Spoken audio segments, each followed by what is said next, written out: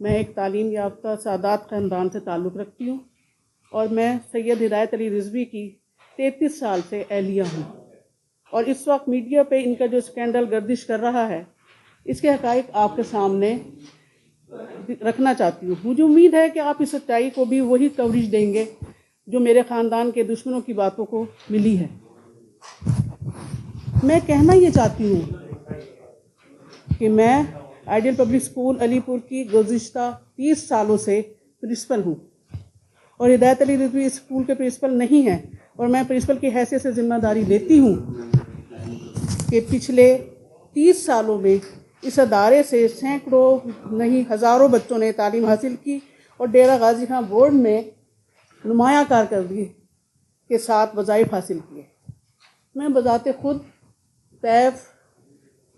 Punjab education foundation की grant receiver हूँ और इस ग्रांट के तहत बच्चों को पढ़ाया जाता रहा है और इसके साथ बच्चों के बहुत अच्छी रिपोर्ट्स भी मुंसलिक हैं। जहाँ तक हिदायत अली रिजवी साहब का ताल्लुक़ है, मुसलसल 9-10 साल से प्रेस क्लब के सदर मुंतखब होते रहे हैं। इनका पूरा ग्रुप जो रिजवी ग्रुप के नाम से जाना जाता है प्रेस क्लब के इलेक्शन जीतता रहा है और रिपोर्टिंग करते रहे हैं। ज़िला मुजफ्फरगढ़ में इनका एक मुनफरिद और मौजूद मुकाम रहा है। क्राइम कमेटी के भी मेंबर रहे हैं, वहाँ के मजहबी तंजीमों के भी मेंबर हैं और इंतहाई अच्छे अंदाज में अपनी जिम्मेदारियाँ अदा कर रहे हैं। मैं बताना चाहती हूँ कि प्रेस क्लब अलीपुर हिदायत अली के दौर में बहुत नोबल अदारा रहा है और इस दौरान तमाम मुकामी अफसरान यहाँ तक के अफसरान बाला की जिम्मेदारियों की अदायगी में माविन साबित होते भी रहे हैं और पाकिस्तान के तमाम मीडिया आउटलेट्स के नुमाइंदगान इसके मेंबर हैं। बहुत से लोग जिनमें कुछ सियासी, कुछ बाअसर, कुछ वकला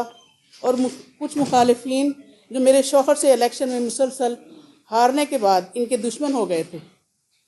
उन्होंने AI की टेक्नोलॉजी का गलत इस्तेमाल करते हुए जाली नाजेबा वीडियो इंटरनेट पर वायरल की ताकि हिदायत अली रिजवी को प्रेस क्लब से निकालकर इनकी साख को नुकसान पहुंचाया जा सके। इन जाली वीडियो की तो अभी तक तहकीक ही नहीं की गई और ना ही वीडियो वायरल हुई करने वाले को सामने लाया गया। तो इस तमाम स्कैंडल की हकीकत को सामने लाने के लिए ज़रूरी है।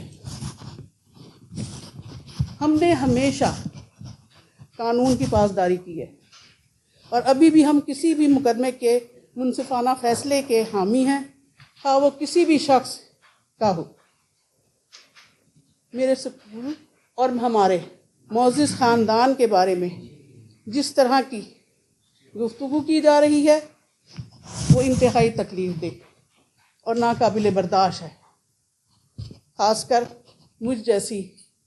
सैयदज़ादी के लिए जो चादर और चारदीवारी में रहते हुए एक अदारे को चला रही है और अपने घर को लेकर चल रही। कानून और आईने पाकिस्तान के बुनियादी हकूक़ के मुताबिक कानून की नज़र में सब बराबर और जुर्म साबित हुए बगैर किसी शख्स, इसके ख़ानदान और इसके मुतालिका तमाम अफराद को सोशल मीडिया के ज़रिए बदनाम करना एक जुर्म है और इनको हद से बेजा में रखना भी एक बड़ा जुर्म है।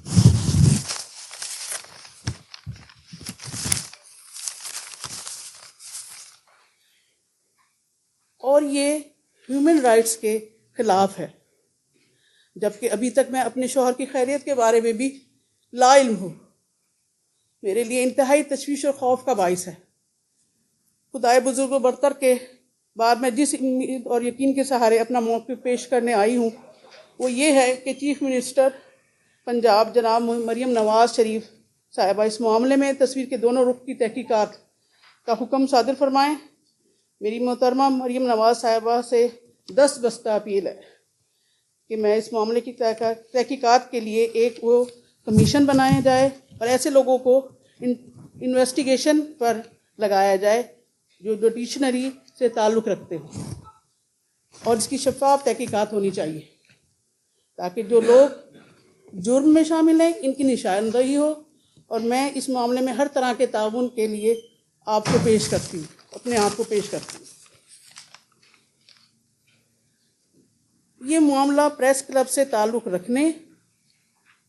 हिदायत अली रिजवी की सियासी वाबस्तगी गोपान ग्रुप से होने की वजह से मुखालिफिन से उछाला है। इस बात की का इल्म में आया है कि इकरारुल हसन साहब ने हमारा मौक़िफ़ लिए बग़ैर हालिया आज ही कल में अलीपुर में आए हैं। जिन्होंने FIR की है और दूसरे लोगों से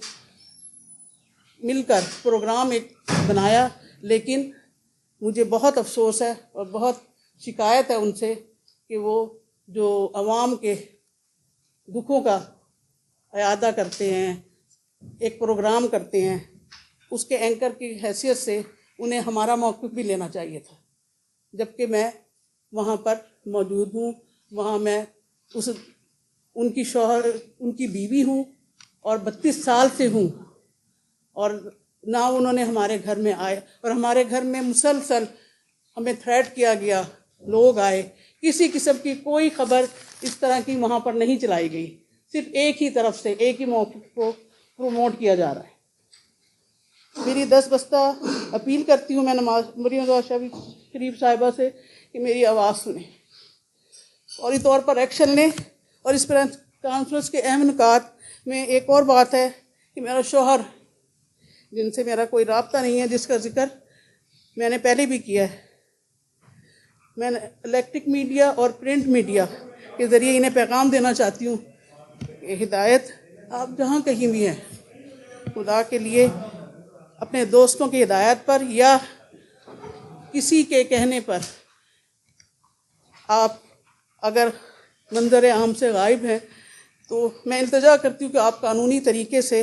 पेश हों, क्योंकि मुझे अपने बेटे की भी कोई खबर नहीं है, ताकि हम कानून के दायरे में रहते हुए अपना दिफा कर सकें। और मुझे उम्मीद है कि मेरी आवाज़ ज़रूर आप तक पहुँचेगी, और आप जहाँ कहीं भी सुन रहे हैं, मेरी 10 बस्ता आपसे अपील है कि आप मंजर आम पर आएँ, ताकि हम इस परेशानी से निकलें और मिलकर कानून का एहतराम करते हुए कानून के ज़रिए अपना दिफा करें। शुक्रिया।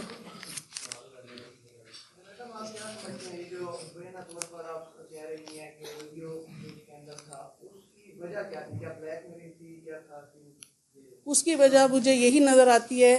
कि मेरे हस्बैंड, जैसा कि मैंने आपको पहले भी बताया है, कि मुसलसल 10 साल से वहाँ अलीपुर प्रेस क्लब के सदर रहे हैं।